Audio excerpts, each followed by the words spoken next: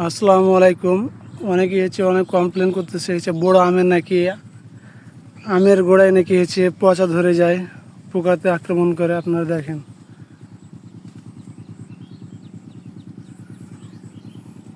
বড় আম কোনো ফ্যাক্ট না, এটা একটা মাছি। মাছিটা যে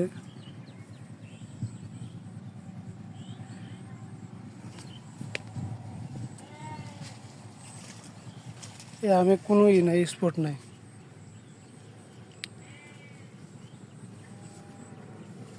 কোনো ভেজাল নেই।